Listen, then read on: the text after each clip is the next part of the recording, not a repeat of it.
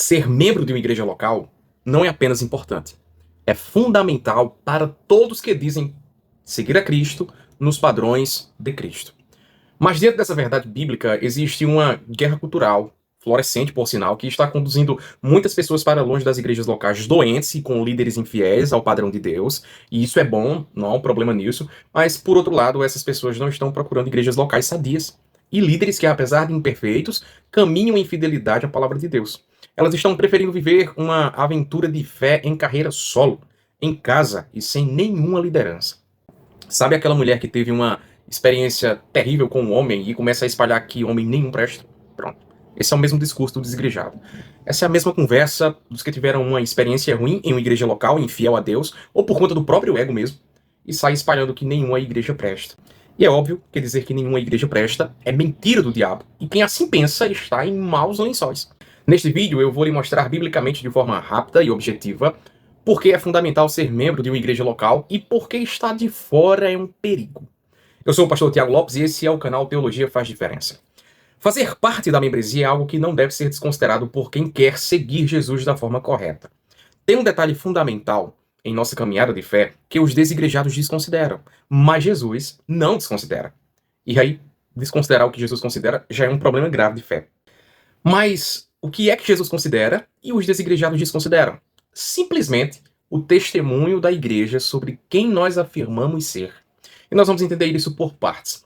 Jesus deu à sua igreja uma confissão, conforme Mateus capítulo 16, versículo 16, que diz: E Simão Pedro, respondendo, disse: Tu és o Cristo, o Filho do Deus vivo. A confissão da igreja se dá na afirmação sobre quem é Jesus.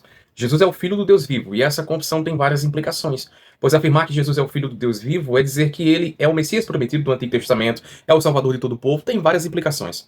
Mas o que é interessante é saber que Jesus dá ou compartilha da sua autoridade à igreja composta de membros para administrar essa confissão. Primeiro ele entrega essa autoridade aos apóstolos que representavam a liderança da igreja. Jesus diz: E também eu te digo que tu és Pedro, e sobre esta pedra edificarei a minha igreja, e as portas do inferno não prevalecerão contra ela, conforme Mateus capítulo 16, versículo 18. E Pedro representa a classe apostólica, e a classe apostólica representa a liderança da igreja. Depois, Jesus entrega a administração dessa confissão aos demais irmãos que fazem parte da igreja. Ele diz: Ora, se teu irmão pecar contra ti, vai e repreende-o entre ti e ele só. Se te ouvir, ganhaste a teu irmão.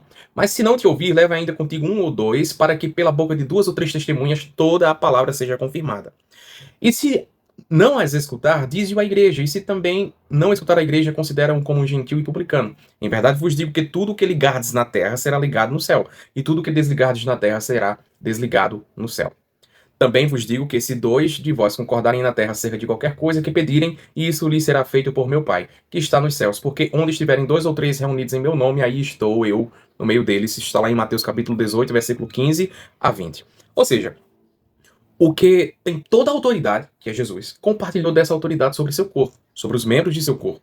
Os membros do corpo de Cristo recebem de Jesus a autoridade para ligar e desligar pessoas no seu meio e do seu meio, conforme descrito no texto que lemos.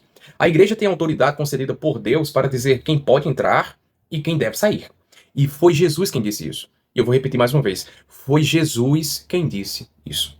E é fato que a família da fé pode errar na ligação de pessoas e no desligamento de pessoas, na aprovação do testemunho de alguém ou na reprovação do testemunho de alguém.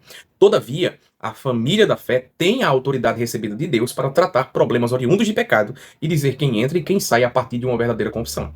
E qual é o problema nessa questão? O problema é, não basta alguém dizer que tem Jesus ou que segue o Cordeiro de Deus. É preciso ter ao seu lado o testemunho e a aprovação da família da fé. Sem a aprovação da família da fé, é o mesmo que ter uma confissão sem vida e sem verdade.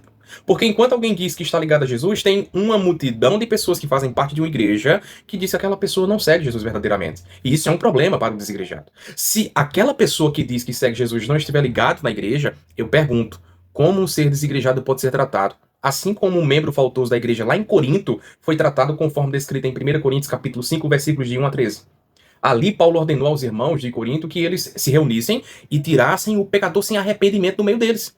E como alguém pode ser expulso se não estiver no meio ou junto? E o ponto aqui é que membros podem ser tratados e renovados se caso se submetam aos ensinos de Jesus. Como um desigrejado vai tratar a si mesmo? É impossível. Somente na família da fé os fortes são desafiados e os fracos são estimulados ao crescimento.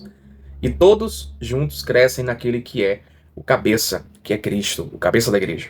Muitos zombam da membresia da igreja e chamam a noiva de Cristo de sistema, outros alegam estarem bem mesmo sem congregar, mas todos eles ignoram a verdade revelada de Deus, que Cristo amou a igreja e deu autoridade a ela.